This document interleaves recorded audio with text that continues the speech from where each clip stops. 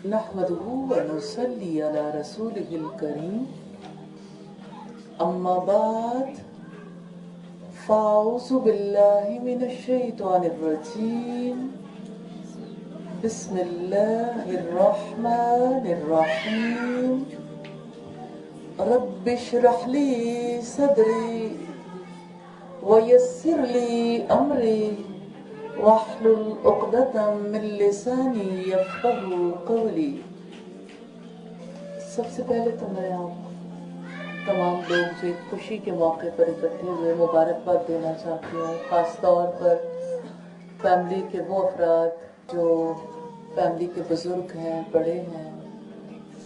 اللہ پاک اس موقع کو بہت برکت والا بنا دے، اور اللہ تعالیٰ جو دو افراد آپس میں رشتہ نکاح میں بندھنے جا رہے ہیں، دعا ہے رب جلیل و کریم سے کہ انہیں آپس کی محبت بھی نصیب فرمائے، اہل خاندان کے لیے، دونوں خاندانوں کے لیے اس رشتے کو آنکھوں کی ٹھنڈک بنائے، اور اللہ تعالیٰ اس دنیا کی بھی ہر خیر و برکت عطا فرمائے، اور اللہ تعالیٰ اس دنیا میں رہتے ہوئے ایسے کام کروا لے کہ وہ اس جوڑے سے راضی ہو جائے۔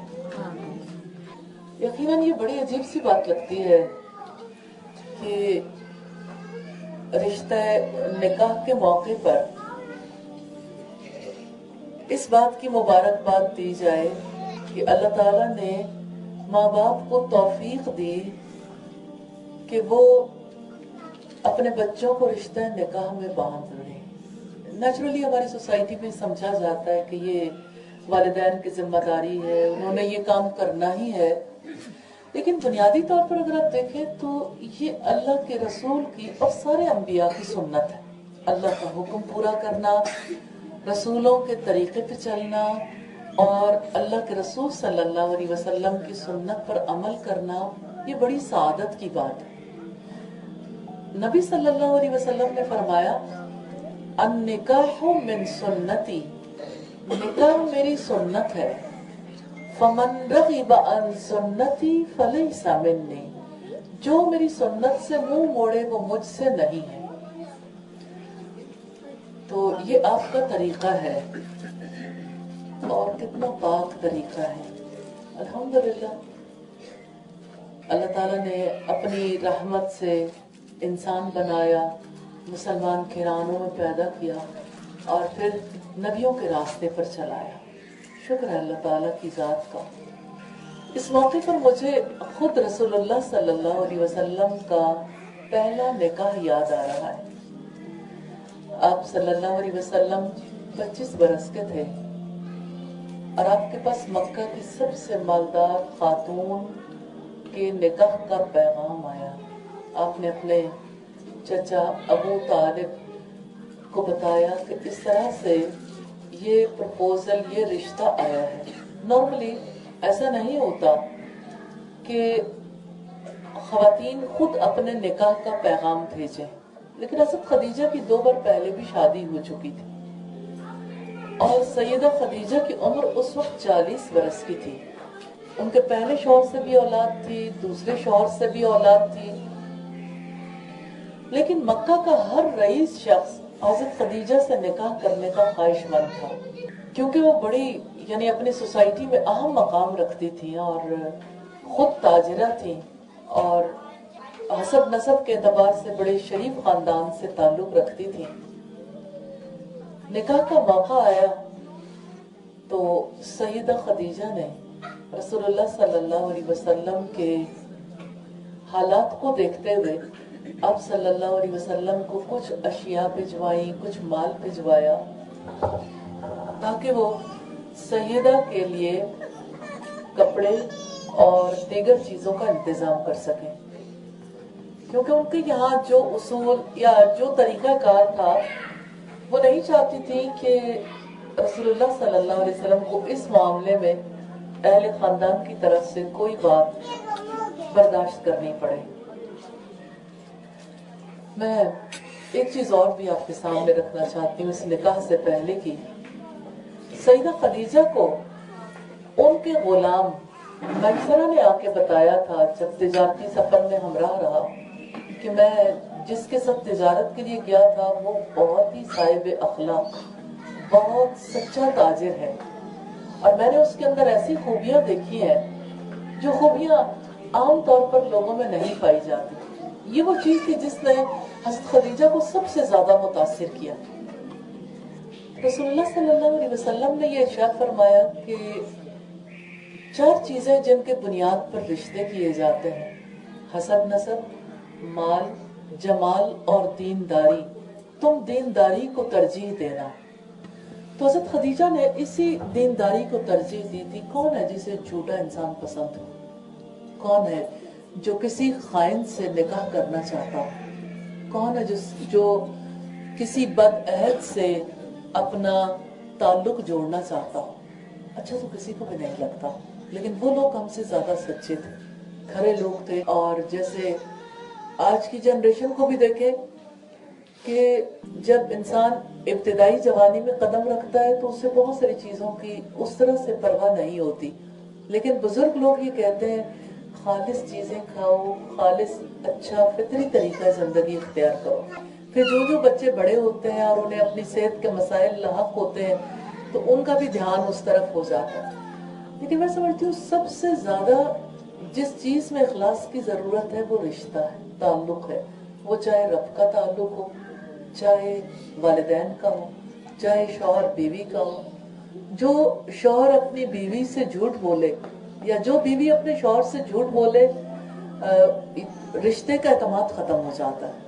تو حضرت خدیجہ نے آپ صلی اللہ علیہ وسلم نے سچائی دیکھی، امانت دیکھی، اس وجہ سے انہوں نے پسند کیا کہ آپ صلی اللہ علیہ وسلم سے رشتہ جوڑا جائے۔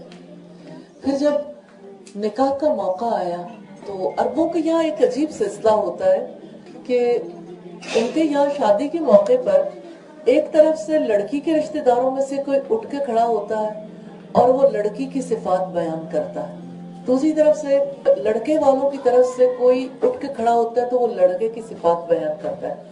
تو اچھی والی مقابلے بازی کی فضا ہو جاتی ہے۔ جیسے ہمارے یہاں ہم چونکہ زیادہ قریبی تعلق ہونے کی وجہ سے، ایک ہی خطے میں رہنے کی وجہ سے ہندو دھرم سے بہت زیادہ لوگ متاثر ہوئے، تو دونوں خاندانوں کے مابین جو مقابلے ہوتے ہیں، گیتوں کے مقابلے اور ڈانس کے مقابلے اور اسی طرح سے جہیز کا مقابلہ یا بری کا مقابلہ یا اسی نوعیت کے اور مقابلے جاری رہتے ہیں، لیکن اس وقت خوبیوں کا مقابلہ ہوتا تھا۔ مجھے ان کی یہ بات بہت پیاری لگتی ہے۔ ابھی بھی عربوں کو اگر آپ دنیا کے کسی گوشے میں دیکھیں، ان کے یہاں شادیوں میں بہت زیادہ پیار اور محبت کا اظہار ہوتا ہے۔ ویسٹرن کنٹریز میں جو شادیاں ہوتی ہیں عربوں کی، جو لوگ اپنے ممالک میں نہیں بھی ہوتے تو ان کا کلچر وہاں بھی دیکھنے کو بہت ملتا ہے۔ تو وہ خوبیوں کو سامنے رکھتے ہیں اور خوبیوں کی وجہ سے سارے اہل خاندان یعنی جان جاتے ہیں کہ لڑکی کیسی ہے اور لڑکا کیسا ہے، ابہام نہیں رہ جاتا۔ تو یہ ایک بڑا پیارا سلسلہ ہے عربوں کا کہ لڑکی اور لڑکے دونوں کی خصوصیات سامنے آ جاتی ہیں۔ جیسے اب ہم مل بیٹھے نکاح کے موقع پر جو لوگ مل بیٹھتے ہیں تو آپس میں اپنی اپنی باتیں کرتے رہتے ہیں، لڑکے اور لڑکی کو وہ ڈیو اٹینشن نہیں ملتی یا ان کی خوبیاں یا ان کی وہ چیزیں سامنے نہیں آتی، اور بعد کی زندگی کا بہت بڑا انحصار ان خوبیوں پر ہوتا ہے جس کو ہائی لائٹ نہیں کیا جاتا۔ اچھے پہلو جب سامنے رکھے جائے تو اہل خاندان ہمیشہ ان اچھے پہلوؤں پر غور کرتے رہتے ہیں، دونوں خاندانوں کے لوگ۔ اور کبھی بھی اگر لڑکے لڑکی میں کوئی ناچاکی بھی ہو یا کوئی ایسی چیز ہو تو اہل خاندان بھی بتاتے ہیں کہ نہیں، اس کی یہ خوبی تو سب لوگ اس کا اعتراف کرتے ہیں۔ تو بہرحال ایک اچھا سلسلہ ہے جس کی جانب ہمیں نبی صلی اللہ علیہ وسلم کے نکاح سے پتہ چلتا ہے۔ خطبہ نکاح جب دیا تو آپ کے چچا ابو طالب نے دیا۔ خطبہ نکاح کے موقع پر بہت زیادہ دل کو متاثر کرنے والا خطبہ حضرت ابو طالب نے دیا، جس کو ہم اگر دیکھیں تو ہے وہ بہت مختصر سا۔ انہوں نے کہا اٹھ کے کہ محمد کا مقابلہ قریش کے کسی نوجوان سے کرنا چاہے تو اپنی عقل میں، نجابت، خاندانی شرافت میں اور کسی بھی لحاظ سے اس کا مقابلہ قریش کے کسی جوان سے کرنا چاہے تو یہ جوان رانا ہے، لیکن جہاں تک مال کا تعلق ہے تو وہ ہاتھ کی میل ہے۔ ہمارے یہاں جب بھی رشتہ کیا جاتا ہے سب سے پہلی بنیاد مال بنتی ہے، اگر کسی کی مالی استطاعت ہے تو اگلے سوال بھی پیدا ہو جاتے ہیں، مالی استطاعت کے بغیر ہم سوچتے تک نہیں۔ تو ابو طالب نے کہا کہ مال تو ہاتھ کی میل ہے، ڈھلتی چھاؤں ہے، اور محمد کو خدیجہ کو محمد سے نکاح کی رغبت ہے، مجھ سے مانگو کتنا مال مانگتے ہو، میں اس مال کے خدیجہ کا نکاح محمد صلی اللہ علیہ وسلم سے کر دیتا۔ یہ تھا آپ کا پہلا نکاح کا خطبہ جب آپ صلی اللہ علیہ وسلم 25 برس کے تھے اور سیدہ خدیجہ 40 برس کی تھی۔ میں اس رشتے کو اتنا مبارک دیکھتی ہوں۔ خواتین جنت کی سردار سیدہ خدیجہ، اگر اپنی اپنی سوسائٹی کے لحاظ سے ہر ایک کی مالداری ہوتی ہے، اس سوسائٹی کے لحاظ سے سیدہ خدیجہ سب سے مالدار تھی، اور سیدہ خدیجہ نے ایک ایسے جوان کو منتخب کیا اس کی شرافت کی وجہ سے، اس کی عقل، اس کی دیانت کی وجہ سے، اس کی سچائی کی وجہ سے، تو پھر ساری زندگی انہوں نے قدر بھی کی۔ رسول اللہ کی جتنی اولاد تھی صلی اللہ علیہ وسلم، وہ اولاد آپ کی بیوی حضرت خدیجہ سے ہی تھی، آپ کے بیٹے جن کا انتقال ہوا، آپ کی بیٹیاں بھی، ہاں ایک بیٹا ایسا تھا جو آپ کی لونڈی حضرت ماریہ کے بطن سے تھا، اس کا بھی بعد میں انتقال ہو گیا مدینہ میں۔ آپ صلی اللہ علیہ وسلم نے زندگی بھر جو کام کیا، سیدہ خدیجہ نے پھر آپ صلی اللہ علیہ وسلم کو ہمیشہ ہیلپ کیا۔ میں ان کی زندگی میں ہمیشہ ایک لڑکی کے لیے بہترین مثال دیکھتی ہوں کہ ایک عورت کو کیسا ہونا چاہیے۔ اگر ہم نکاح کے بعد دیکھیں کہ عورت نے کیا فرائض ادا کرنے، تو عورت نے اطاعت ہی تو کرنی ہے۔ مراد یہ کہ اچھے کاموں میں اپنے شوہر کے ساتھ تعاون کرنا ہے، اور دوسرا یہ ہے کہ گھریلو امور کی نگہداشت کرنی ہے، بچوں کی تربیت کرنی ہے۔ جہاں تک لوگ یہ سوال کرتے ہیں، ابھی مجھے کسی نے میسج بھیجا کہ ہم کوئی سیرت کنونشن کرنا چاہتے ہیں، تو عصر حاضر میں جو آج کی خاتون کا کردار ہے، اس کردار کے بارے میں آپ بتائیے۔ تو میں سوچتی ہوں کہ عورت خواہ جاب کرے، بزنس کرے، وہ جہاز اڑا کے لے جائے یا چاند پہ چلی جائے، اس نے عورت تو رہنا ہی ہے۔ تو عورت ہوتا ہے وہ چاہتی ہے کہ میرا ایک گھر ہو، وہ چاہتی ہے میری کوئی حفاظت کرنے والا، وہ چاہتی ہے کہ میرے سے کوئی محبت کرنے والا، وہ چاہتی ہے کہ مجھے کوئی سپورٹ کرنے والا ہو۔ تو عورت کے ذمے بھی کچھ کام آتے ہیں، اور کچھ کام ایسے ہیں جو مرد کے ذمے آتے ہیں، جو مرد کی ذمہ داریاں ہیں۔ اسلام یہ حکم دیتا ہے، 3 بنیادی ذمہ داریاں ہیں جو مرد کی ہیں، کہ نکاح کے موقع پر مہر دینا یہ عورت کا حق ہے، مرد کا فرض ہے، اور خاندانی جو اخراجات ہوتے ہیں، گھریلو اخراجات یا عورت کے جو اخراجات ہیں ان کو بیئر کرنا یہ مرد کی ذمہ داری ہے۔ اور تیسری بات بہت ہی اہم ہے، حسن سلوک۔ شاید مجھے لگتا ہے ہماری سوسائٹی میں حسن سلوک کے بارے میں مرد نے کبھی اپنی وہ رسپانسبلٹی اس طرح محسوس نہیں کی۔ ریگارڈ کرنا، عزت دینا، ایک درجہ دینا، خاندان بھی مقام دلوانا، بہرحال یہ ساری چیزیں بہت زیادہ اہمیت کی حامل ہیں۔ تو میں حضرت خدیجہ رسول اللہ صلی اللہ علیہ وسلم کا معاملہ دیکھتی ہوں، تو سیدہ خدیجہ رسول اللہ کی بہت قدردان تھی۔ جب آپ صلی اللہ علیہ وسلم پر وحی نازل ہوئی، اس موقع پر آپ بہت گھبرائے ہوئے گھر میں آئے تھے، اور آپ لوگ اس واقعے کو جانتے ہیں۔ آپ نے سیدہ خدیجہ سے گھر انٹر ہوتے ہی کہا تھا، زمیلونی زمیلونی، مجھے کچھ اڑا دو، مجھے کچھ اڑا دو۔ اور سیدہ خدیجہ نے ایک لفظ نہیں پوچھا، ایک بار بھی نہیں کہا کہ کیا ہوا، چپکے سے چادر لا کے آپ کو اڑا دی۔ آپ کے اوسان بحال ہوئے، آپ اٹھ بیٹھے، اور اس موقع پر آپ نے کہا، لقد خشیت علی نفسی، مجھے میری جان کا ڈر ہے۔ سوچے ایک طویل عرصہ ہو گیا تھا آپ کو غار حرا میں جاتے ہوئے، سیدہ خدیجہ خود کبھی کھانا آپ کو ساتھ دے دیتی تھی، ستو، کھجوریں، پانی وغیرہ، اور کبھی ایسا ہوتا تھا کہ آپ کے پیچھے سے کھانا لے کے غار حرا میں بھی پہنچ جاتی تھی۔ میں کبھی سوچتی ہوں کہ ہم نکاح کے موقع پر یاد کریں تو کتنا زیادہ نفع ہو کہ سیدہ خدیجہ نے رسول اللہ سے کبھی نہیں کہا تھا کہ مجھے چھوڑ کر، بچوں کو چھوڑ کر کس ویرانے میں آن بیٹھے ہو، اور غار میں بیٹھو گے، اکیلے رہو گے تو جنات کا حملہ ہو سکتا ہے، کہ چور، ڈاکو، اچکے، لٹیرے جو ہیں وہ آپ پہ حملہ آور ہو سکتے ہیں، آپ یہاں کیوں بیٹھتے ہو؟ آخر گھر میں آپ کو سکون کیوں نہیں ملتا؟ آج کی کوئی عورت ہوتی تو اپنے شوہر سے کیا مطالبہ کرتی؟ لیکن سیدہ خدیجہ آپ صلی اللہ علیہ وسلم کے بارے میں یہ جان چکی تھی کہ آپ بہت عظیم انسان ہیں، اور آپ جن واقعات کے حوالے سے پریشان رہتے ہیں، آپ کو یکسوئی اور تنہائی ایک غار میں ہی میسر آ سکتی ہے. اور پھر آپ دیکھیں کہ سیدہ خدیجہ کو اللہ کے یہاں سے کیا مقام ملا.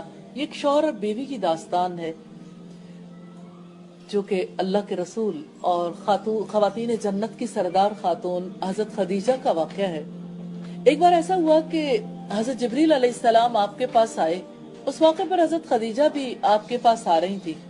ظاہر ایک فرشتے کا پہنچنا اور ایک انسان کا پہنچنا دونوں میں وقت تو لگتا ہے. حضرت جبریل نے جا کے اطلاع دی ابھی خدیجہ آپ کے پاس آئیں گی، وہ آپ کے لیے کھانا لا رہی ہیں، انہیں رب العزت کا سلام پہنچا دیں. آپ صلی اللہ علیہ وسلم کے پاس جب حضرت خدیجہ آئی تو آپ نے فرمایا کہ اللہ تعالیٰ آپ کو سلام کہتے ہیں. تو حضرت خدیجہ نے کہا مجھے؟ اللہ تعالیٰ تو خود السلام ہے، وہ تو خود سلامتی والا ہے. اور پھر حضرت خدیجہ کہنے لگی کہ اللہ کے فرشتوں پر سلامتی ہو اور اللہ کے نیک بندوں پر سلامتی ہو. اور دل ان کا بھرا آیا. لیکن جو عورت اپنا صحیح کردار ادا کرتی ہے زمانے میں، پھر خود عرش والا سلام بھیجتا ہے. تو انہوں نے بھی آپ کے بچوں کی تربیت کی تھی، آپ کا گھر سنبھالا تھا. سیدہ خدیجہ نے آپ صلی اللہ علیہ وسلم کے ساتھ تعاون کیا تھا. تو اللہ پاک نے ان کی کتنی قدردانی کی، اور رسول اللہ صلی اللہ علیہ وسلم ان کے انتقال کے بعد بھی کیسی قدردانی کرتے تھے. ایک بار ایسا ہوا سیدہ حالہ آئی، دروازے سے جو ہی آئی وہ بولی تو رسول اللہ کو لگا حضرت خدیجہ آ گئی. وہ بولی تو آپ نے فرمایا اوہ، میں سمجھا خدیجہ ہے. یعنی حضرت خدیجہ کے ساتھ محبت اتنی تھی، اور جیسے محبت کرنے والوں کو انتظار رہتا ہے. میں سوچتی ہوں اس وقت جنید جمشید کی بیوی کا کیا حال ہوگا نا، کہ ایک اللہ کا پیارا بندہ اللہ کے پاس چلا گیا. لیکن ایک آپ امیجن کروانے کے لیے میں یہ بات کر رہی ہوں کہ جب اپنا کو پیارا چلا جاتا ہے تو کس طرح یعنی اس کو یاد کیا جاتا ہے پیچھے. تو آپ اس طرح سے حضرت خدیجہ کو یاد کرتے تھے. حضرت عائشہ کہتی ہے مجھے اتنا زیادہ رش کسی پر نہیں آیا جتنا حضرت خدیجہ پر آتا تھا. ایک بار میں نے رسول اللہ سے کہا کہ آپ ابھی تک سرخ مسوڑوں والی قریشی عورت کو نہیں بھولے. آپ جانتے ہیں نا سرخ مسوڑے کس کے ہوتے ہیں؟ جس کے دانت نہیں ہوتے. یعنی آپ کو سرخ مسوڑوں والی قریشی عورت ابھی تک نہیں بھولی، جبکہ اللہ تعالیٰ نے آپ کو بہترین بدل بھی دے دیا. تو آپ صلی اللہ علیہ وسلم نے اس موقع پر یعنی غصے کا اظہار بھی کیا. آپ کے چہرے کا رنگ بدل گیا. آپ نے فرمایا کوئی مجھے خدیجہ کے بارے میں نہ ستائے. اس نے اس وقت میرا ساتھ دیا جب کوئی میرا ساتھ دینے والا نہیں تھا. وہ مجھ پر تب ایمان لائی جب لوگ انکار کرتے تھے. انہوں نے تب میری مدد کی جب لوگوں نے مجھے اکیلا کر دیا تھا. انہوں نے تب مجھ پر اپنا مال لگایا جب میں مال والا نہیں تھا. خدیجہ کے معاملے میں کوئی مجھے نہ ستائے. آپ صلی اللہ علیہ وسلم جب کبھی بکری ذبح کرتے تو سیدہ خدیجہ کی سہیلیوں کو بھی گوشت بھجوایا کرتے. زندگی میں کوئی اتنی کیئر نہیں کرتا کہ کسی کی والدہ بہن بھائیوں کے بارے میں اتنا زیادہ کانشیس ہو. کجا کہ ہمیشہ ہماری سوسائٹی میں لڑکی والے کانشیس رہتے ہیں کہ کوئی موقع آئے تو جہاں بیٹی دی ہے وہاں پر کچھ تحائف بھجوا دیں، کپڑے بھجوا دیں، کھانا بھجوا دیں، کچھ اور بھجوا دیں. نارملی ہمارے یہاں لڑکے والے لڑکی والے کی طرف تب بھیجتے ہیں جب آپس کی رشتہ داری ہوتی ہے، اور اگر رشتہ داری نہ ہو تو ہمیشہ توقعات ہوتی ہیں. تو آپ صلی اللہ علیہ وسلم رشتہ داروں کا تو خیال رکھتے ہی تھے، دوستوں کا بھی خیال رکھتے تھے. اور وفات کے بعد بھی حضرت خدیجہ جہان میں نہیں تھی. تو یہ ایک شوہر اور بیوی کا مثالی تعلق. اسلام نے اس رشتہ داری کو مثالی رشتہ داری بنایا ہے، جس کو اگرچہ ہم نے یعنی خوبصورت لباس، خوبصورت زیورات اور خوبصورت میک اپ کے ساتھ، یا آپ کہہ لیں کہ جس طرح دلہن بنتی سنورتی ہے یا دولہا بنتا سنورتا ہے اس کے ساتھ مختص کر لیا. نو ڈاؤٹ اس کی آپس میں ایک دوسرے کے لیے سجنے کا بھی اجر ہے، لیکن ہم نے ساری کی ساری اس رشتے کی پائیداری کو کپڑوں اور ساز و سامان زیورات کے ساتھ مختص کر لیا، جبکہ اصل میں یہ تعلق جس بنیاد پر نبھتا ہے وہ تقویٰ ہے. رسول اللہ صلی اللہ علیہ وسلم نکاح کے موقع پر جن 3 آیات کی تلاوت کرتے تھے، تینوں آیات تقویٰ سے متعلق ہیں. آپ صلی اللہ علیہ وسلم پہلی آیت جس کی تلاوت کرتے تھے، یا ایھا الذین آمنوا اتقوا اللہ حق تقاتہ وَلَا تَمُوتُنَّ إِلَّا وَأَنْتُمْ مُسْلِمُونَ، اے ایمان والو اللہ سے ڈر جاؤ اور تمہیں موت نہ آئے مگر اس حال میں کہ تم اللہ تعالیٰ کے فرما بردار۔ اور دوسری آیت آپ تلاوت کرتے تھے سورہ النساء کی پہلی آیت، جس میں ایک بار پھر تقوی کا حکم ہے، اور تیسری آیت سورہ الاحزاب کی آیت نمبر 71 اور 72، یا ایھا الذین آمنوا اتقوا اللہ، اے ایمان والو اللہ سے ڈر جاؤ، اور اس میں مطالبہ کیا وقولوا قولا سدیدا، سیدھی سچی کھری بات کرو۔ اس رشتے کے نباہ کے لیے سچا ہونا سب سے زیادہ ضروری ہے، کھرا ہونا سب سے زیادہ ضروری ہے۔ نکاح کے رشتے میں بندھنے والے ایک دوسرے سے سچی اور کھری بات نہیں کرتے۔ اگر ان میں سے کوئی ایک سچی اور کھری بات کر لے تو دوسرا اسے ایکسپلائٹ کرتا ہے۔ پچھلے کچھ عرصہ پہلے کسی لڑکی کا نکاح ہوا بڑی دھوم دھام سے، اور نکاح کے بعد تقریباً کچھ مہینے تک لڑکی سسرال والوں کے پاس رہی۔ سسرال والوں نے اس دوران یہ کہہ دیا تھا کہ ابھی ہم نہیں چاہتے کہ بہت زیادہ ملاقات کا سلسلہ ہو، تو اس وجہ سے یعنی ہم یہ چاہتے ہیں کہ جب آپ کے پاس آئے تو پھر کچھ دن آپ کے پاس ٹھہرے، لیکن باقی یہ کہ اسے ایڈجسٹمنٹ کے لیے ٹائم چاہیے، تو لڑکے کے ساتھ اسے رہنے کا موقع دیا جائے۔ پھر لڑکے کے ساتھ رہنے کا انہوں نے موقع دیا، لیکن لڑکی جس دن اپنے گھر واپس آئی پھر اس کے بعد کبھی واپس نہیں گئی، اور اس کی ریزن کیا تھی کہ لڑکی نے سیدھی سچی کھری باتیں اپنے سسرال والوں سے کی، مراد یہ کہ اپنی لائف کو اس طرح سے ڈسکس کیا کہ جیسے میں اب اس فیملی کا حصہ ہوں، اس فیملی کو میرے بارے میں سب معلوم ہونا چاہیے۔ تو جب لڑکی نے جا کے ساری بات چیت لڑکے سے کی، لڑکے نے اپنی ماں سے کی، تو کوئی ایسی بات نہیں تھی جو قابل اعتراض ہوتی، لیکن ان کو خدشات لاحق ہو گئے کہ شاید اس رشتے کا نباہ ممکن نہیں ہوگا۔ تو این جس دن اس نے اپنے ماں کے گھر آنا تھا تو ماں کے گھر بھیجنے کے لیے، تب بھی اسے پتا نہیں تھا کہ مجھے مستقل طور پر بھیجا جا رہا ہے، لیکن جب وہ اپنی ماں کے گھر آ گئی تو پیچھے سے انہوں نے کہا کہ اب آپ کے لیے واپسی کا کوئی چانس نہیں ہے۔ تو میں اللہ پاک سے دعا کرتی ہوں اللہ تعالیٰ رشتہ نکاح پر جو لوگ خوش ہو جاتے ہیں اس موقع پر سب دعائیں دینے کے قابل ہو جائیں کہ اللہ پاک تو اپنی رحمت کرنا اور آپس کی محبت عطا کرنا، اور جس طرح سے گھرانے ایک دوسرے سے امید رکھتے ہیں کہ بچہ اور بچی نباہ کریں گے، اور گھرانے والے سپورٹ کرنے کی کوشش بھی کرتے ہیں، اللہ تعالیٰ دونوں گھرانوں کو توفیق دینا کہ وہ اس رشتے کو مضبوط بنانے کے لیے اپنا کردار ادا کر سکیں۔ سچی بات یہ کہ یہ صرف لڑکی یا صرف لڑکے کا کام نہیں ہوتا، اصلاً ہماری سوسائٹی میں اس رشتے کو مضبوط کرنے کے لیے گھر والوں کا بہت بڑا رول ہوتا ہے۔ میں اپنے اسلاف کو دیکھتی ہوں تو سیدنا جعفر کے حوالے سے ہمیں یہ روایت ملتی کہ انہوں نے اپنی بیٹی کو رخصت کیا تو کہا بیٹی کبھی غیرت نہ کھانا، غیرت طلاق کا دروازہ کھولتی ہے۔ تو میں سوچتی ہوں ایک بات ہے کہ آپ جب ہٹ فیل کرو گی، آپ جب چھوٹی چھوٹی بات محسوس کرو گی اور آپ غیرت محسوس کرو گی، اپنی خاندانی غیرت یا اپنے باپ کی وجہ سے یا اپنے مال کی وجہ سے یا کسی بھی وجہ سے غیرت محسوس کرو گی، تو ظاہر ہے کہ پھر اس کا الٹیمیٹ رزلٹ یہی نکلتا ہے کہ طلاق کا دروازہ کھل جاتا ہے۔ اسی طرح سے میں یہ سمجھتی ہوں کہ جو یعنی ہر سوسائٹی کے بڑے جو ہیں وہ اپنے آنے والوں کو نصیحت کرتے ہیں، اور کچھ نصیحتیں ایسی ہوتی ہیں جو بہت ہی کارگر ہیں۔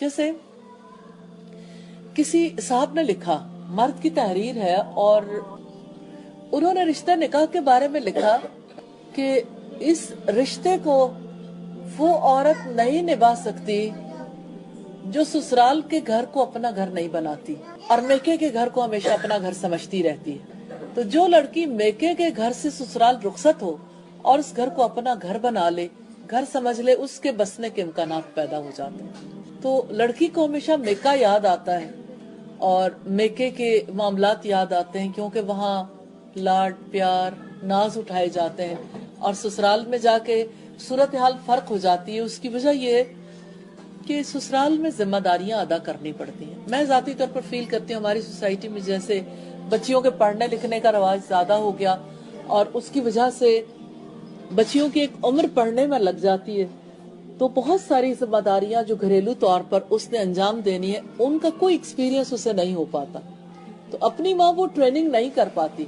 तो मुझे लगता है आज की सास के ऊपर ज्यादा बड़ी रिस्पॉन्सिबिलिटी आयद हो जाती है कि सास जब अपनी बहू को जिंदगी गुजारने के तरीके सिखाती है और बहू उसे उन तरीकों को अपने लिए सास का इखलास नहीं समझती, तो फिर ज़ाहिर इख्तलाफात तो शुरू हो जाते हैं। और इसमें कोई शक नहीं कि ये मोहब्बत और इखलास है और घर वालों के साथ एक रहमत का मामला है कि अगर बेटे की माँ अपनी बहू को जिंदगी गुजारने के तरीके सिखाती है, तो मैं कहती हूँ ये ट्रेनिंग अगर दिल के इखलास के साथ दी जाए, ये कितनी बड़ी ट्रेनिंग है। और इसके लिए आप देखें कि घरदारी की ट्रेनिंग है, अपने हस्बैंड के साथ मामला करने की ट्रेनिंग है, रिश्तेदारों के साथ ताल्लुक रखने की ट्रेनिंग है, मेहमान नवाजी की ट्रेनिंग है। फिर अगर आप देखें तो बच्चों के हवाले से कितनी ज्यादा तरबियत मिलती है। एक नई माँ को पता नहीं होता प्रेगनेंसी के बाद भी, फिर जब बच्चा पैदा हो जाता है किस तरह से बच्चे को संभाला जाए। तो मुझे लगता है कि सास के लिए तो पूरी जिंदगी का इम्तहान शुरू हो जाता है जब बहू आती है, कि वो मोहब्बत के साथ ये काम करती है। और अगर बहू सास को अपने लिए मोहसिन ना महसूस करे, ताल्लुकात निभते नहीं है। तो मुझे लगता है एक माइंड सेट चेंज करने की बड़ी जरूरत है। जो लोग बेटी को ब्याहें वो अपनी बेटी का माइंड सेट चेंज करें। जब बेटे की शादी हो तो बेटे को भी कुछ अच्छी ट्रेनिंग भी देनी चाहिए, नसीहतें भी करनी चाहिए, और बेटे को भी बहू के साथ यानी रिगार्ड के साथ ही पेश आने के लिए तलकीन करनी चाहिए। और हकीकत यह है कि जो बेटा अपनी माँ की इज्जत करना सीख जाता है, वो अपनी बीवी को भी इज्जत देना सीख लेता है। अगर कोई माँ का रिगार्ड नहीं करता तो इसका मतलब है वो अपनी बीवी का भी रिगार्ड नहीं करेगा। आज अगर यानी बाहमी ताल्लुक की वजह से कोई शख्स कुर्बानी भी दे देता है और अपनी माँ ही के मोहब्बत को कुर्बान कर देता है, तो लंबे अरसे तक ये ताल्लुक रहता नहीं। थोड़े अरसे के बाद लड़का जो है वो बीवी की कैद से निकल भागने की कोशिश करता है। फिर वही रिश्तेदार होते हैं जो आगे बढ़ के उस ताल्लुक को बचाने की कोशिश करते हैं। तो मुझे हजरत आयशा सिद्दीक़ा रजी अल्लाह ताला अन्हा का सवाल बहुत प्यारा लगता है। उन्होंने रसूलुल्लाह से पूछा कि अल्लाह के रसूल आप ये बताइए कि एक औरत पर सबसे ज्यादा हक किसका है? तो आप सल्लल्लाहु अलैहि वसल्लम ने फरमाया उसके शौहर का। शादी के बाद माँ बाप का हक नीचे चला जाता है लड़की के लिए, लड़के के लिए नहीं। लड़की के लिए टॉप प्रायोरिटी पे उसका शौहर आ जाता है, क्योंकि ज़ाहिर है ये ताल्लुकात हैं, ये अल्लाह रब्बुल इज़्ज़त की तरफ से यानी बनाया गया तरीका जिंदगी है। तो सईदा आयशा ने पूछा कि अल्लाह के रसूल ये बताइए एक मर्द पर सबसे ज्यादा हक किसका है? तो आप सल्लल्लाहु अलैहि वसल्लम ने फरमाया उसकी माँ का। मैं कहती हूँ इतना ज्यादा इंसाफ वाला दीन है, सुभान अल्लाह। अगर एक बच्ची शुरू से ये माइंडसेट लेके ससुराल में जाए कि मुझ पर मेरे शौहर का हक है और मेरे शौहर पर उसकी माँ का हक है, अगर इस तरतीब को जहन में हमेशा के लिए रख ले तो झगड़े खत्म हो जाए। लड़की तो पहले दिन से ये कोशिश करती है कि मेरे मुकाबले में मेरी सास है। सारी जिंदगी ये मुकाबला जारी रहता है कि किस तरह मैं सास के मकाम को कम करके अपना मकाम ऊंचा करूं। और ये एक फर्द का मामला नहीं है, पूरी सोसाइटी में यही मामला है ना, क्योंकि समझ नहीं है कि माँ का हक फायक है। अच्छा, हमारी सोसाइटी में उलमा भी कहते हैं और बहुत लोग सवाल करते हैं कि एक लड़की पर उसके सास ससुर की खिदमत फर्ज है। मैं ये कहती हूँ कि आप अगर कानूनी एतबार से देखेंगे तो मामला फर्क है, लेकिन अगर रसूलुल्लाह सल्लल्लाहु अलैहि वसल्लम की वसीयत के हवाले से देखें, आपके हुक्म के हवाले से देखें कि लड़के पर यानी एक शौहर पर, शौहर का बीवी पर ज्यादा हक है और उसकी माँ का उस पर ज्यादा हक है। अगर इस चेन को भी सामने रखें तो एक औरत तो अपने शौहर का भी हक अदा नहीं कर सकती अगर उसके माँ बाप का ध्यान नहीं रखेगी, उसका ख्याल नहीं रखेगी। तो वैसे तो हम ऐसी सोसाइटी में जीते हैं जहाँ पेट्स रखे जाते हैं, बिल्लियों से बहुत मोहब्बत है, जानवरों से मोहब्बत है, पौधों से मोहब्बत है और अपनी डिवाइसेस से मोहब्बत है। لیکن انسانوں سے جتنی محبت کرنی چاہیے اور جتنا ان کا ریگارڈ کرنا چاہیے اس ریگارڈ میں بہت کمی ہے. تو اللہ پاک سے یہ دعا ہے کہ اپنے فرائض اور اپنے حقوق دونوں کو پہچاننے کی توفیق عطا کریں. کیونکہ فرائض کو پہچان کے ایک لڑکی جس وقت اپنے معاملات کو جاری رکھتی ہے تو اللہ پاک اسے محبت دے دیتے ہیں. لیکن لڑکی کے لیے بہرحال مشکلات زیادہ ہیں کیونکہ اسے اپنا مقام بنانا ہے. مجھے یہ بھی عجیب سا لگ رہا ہے آپ سے کہتے ہو، مجھے یہ بھی پتا نہیں ہے کہ لڑکے کی شادی ہے یا لڑکی کی. میں نے اس لیے دونوں کو بیلنس کرنے کی کوشش کی. اچھا دیکھیں، لڑکے کی اماں کون ہے؟ دوپٹے والی. اچھا ٹھیک ہے، لڑکے کی اماں. تو کوئی کسی کے ساتھ ناانصافی تو نہیں ہے نا؟ اب دیکھیں آپ دونوں نے ماشاءاللہ آپ دونوں نے اس گھر کو، اس رشتے کو کامیاب کرنے کے لیے بیلنس کرنا ہے اور حقوق سکھانے ہیں، اور یقیناً آپ نے سکھائے ہوں گے. میں آپ کے درمیان یہ محسوس کر رہی ہوں کہ آپ اپنے بچوں کے لیے بھی کانشیس ہیں. بچیاں بھی بیٹھی ہیں، چھوٹے بچے بھی ہیں، بڑے بھی، بزرگ بھی، ماشاءاللہ. تو یہ بڑا خوش آئند ہے اور یہ مضبوط خاندانی نظام کی دلیل بھی ہے الحمدللہ. اللہ تعالیٰ برکت والا کرے، آپ کے لیے صدقہ جاریہ کا کثیر سلسلہ اللہ پاک جاری فرما دے، اور آپ نے جتنی کوشش کی اس خاندان کو ایک رکھنے کے لیے اللہ پاک اس کوشش کو قبول فرمائے. یہ بہت بڑی رحمت ہے اللہ تعالیٰ کی اس ہر خاندان پر. خاندان کے جو بزرگ ہیں کہ ان کی کاوشیں جو ہیں وہ اس کی وجہ سے آنے والوں کو بھی موقع ملتا ہے. تو میں یہ بات اس وجہ سے بھی کہہ رہی ہوں کہ مجھے معلوم نہیں تھا کہ لڑکے کا گھر ہے یا لڑکی کا گھر ہے، لیکن یہ ہے کہ میں نے تو سچی باتیں آپ کے سامنے رکھتی ہیں کہ دونوں طرف سے ہی کوششیں جاری رکھنے کی ضرورت ہوتی ہے. تو مجھے لگتا ہے آپ کا بڑا محاذ ہے، آپ کی زیادہ بڑی کوشش ہوگی کیونکہ ظاہر ہے. اور بچی تو یقیناً اس وقت نہیں ہوگی یہاں پہ، نہ بچہ نہ بچی، ہم ہی آپس میں بیٹھ بیٹھ کے باتیں کر رہے ہیں. لیکن نیچرلی یہ باتیں سمجھانے کی ضرورت ہے اور انشاءاللہ آپ سمجھائیں گے بھی ضرور. تو بیٹی نے کیا پڑھا ہوا ہے؟ اچھا، ظاہر ہے اس دوران انہیں موقع ہی نہیں ملا ہوگا گھرداری کرنے کا. جی نیچرلی مطلب مجھے ایسا فیل ہوتا ہے کہ ان کا محاذ بڑا ہے، سکھانا پڑے گا.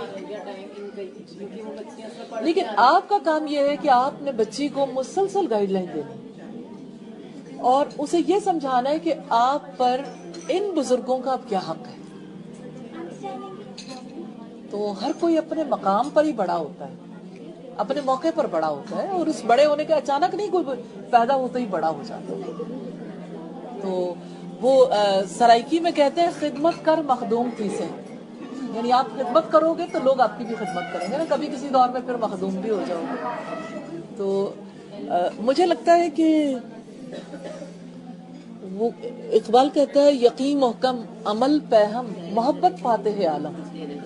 محبت جو ہے نا وہ دل جیت لیتی ہے، تو محبت سے دل جیتے. اللہ پاک توفیق دیں اور آپ کے گھرانے کو بہت خوشیاں عطا کریں، عوامی محبت عطا کریں.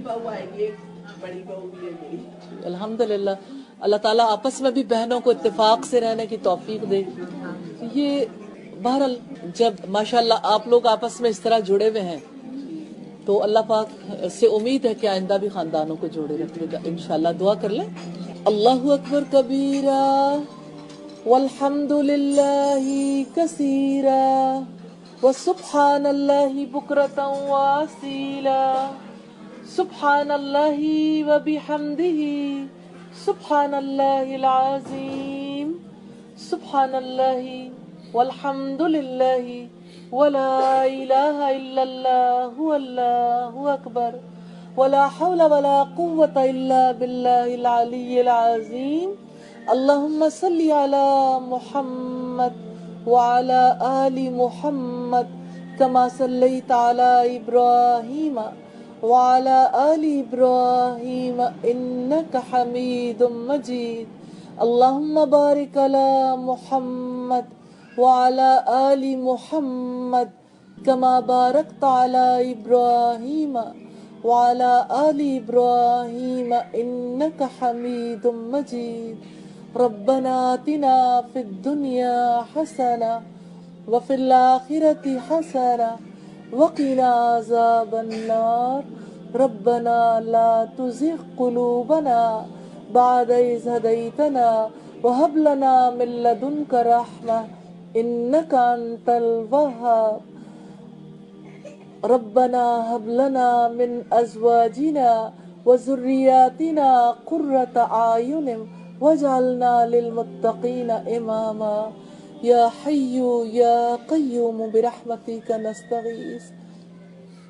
اے زندہ رہنے والے، اے قائم رہنے والے، ہم سب تجھ سے تیری رحمت کی فریاد کرتے ہیں۔ الہی خوشی کا موقع ہے، آپ کا حکم اور الہی تیرے نبی کی سنت، یا ارحم الراحمین آپ سے استدعا ہے الہی دونوں بچوں کو آپس میں آپ کے حکم سے اس رشتے میں باندھ رہے ہیں، اے پاک پروردگار آپس کی محبت تو ہی نصیب فرمانا، اور الہی آپ سے استدعا ہے دونوں خاندانوں کو آپس میں محبت کے رشتے میں سدا ہی باندھے رکھنا، اور الہی ان بچوں کو دونوں خاندانوں کی آنکھوں کی ٹھنڈک بنا دینا، اور الہی ان سے ایسی نسل کا سلسلہ چلانا الہی جو اپنے ماں باپ کے حق میں صدقہ جاریہ بنے، الہی اپنے بزرگوں کے حق میں صدقہ جاریہ بنے، یا ارحم الراحمین آپ سے استدعا ہے الہی نے رزق کی وسعت نصیب فرمانا، الہی اپنے دیے ہوئے رزق میں سے کھلے ہاتھوں سے صدقہ کرنے کی توفیق عطا فرمانا، الہی نے نمازیں قائم کرنے والا بنانا، الہی نے اپنے والدین کا اطاعت گزار بنانا، الہی آپ سے استدعا ہے یا ارحم الراحمین انہیں اپنے لیے پسند کر لینا، اور الہی اس گھر پر اور الہی ہم سب کے گھروں پر اپنی رحمتیں برکتیں نازل فرمانا، یا ارحم الراحمین آپ سے استدعا ہے الہی نکاح کے بعد کی ذمہ داریاں سنبھالنے کے لیے الہی ان دونوں بچوں کو اے پاک پروردگار اپنے ماں باپ کی چھاؤں عطا فرمانا، اور الہی نے اپنے اس کردار کو سیکھنے کی بھی توفیق عطا فرمانا، اور الہی اس رشتے کو نبھانے کی توفیق دینا، یا ارحم الراحمین جتنے بچے یہاں پہ بیٹھے ہیں، بچیاں بیٹھی ہیں الہی جن جن کے رشتے ہونے والے ہیں ان کے لیے بہترین انتظام فرمانا، الہی آپ سے استدعا ہے یا ارحم الراحمین جتنے ہاتھ اٹھے ہیں سب کے دلوں میں دعائیں ہیں، تمنائیں ہیں، الہی سب کی دعائیں قبول فرمانا، یا اللہ اس خاندان کے جو بزرگ آپ نے لے لیے آپ کے پاس ہیں ان کی قبروں کو جنت کے باغوں میں سے ایک باغ بنا دینا، اور الہی جو ماں باپ ہیں جو خاندان کے بزرگ ہیں الہی انہیں صحت کاملہ عطا فرمانا، اور یا ارحم الراحمین آپ سے استدعا ہے اے پاک پروردگار جو دعائیں ہم نے مانگی جو مانگنے سے رہ گئیں الہی سب دعاؤں کو قبول فرمانا، وصلی اللہ تعالی علی خیر خلقہ محمد وآلہ واصحابہ واہل بیتہ اجمعین برحمتک یا ارحم الراحمین، الہی آمین، الہی آمین۔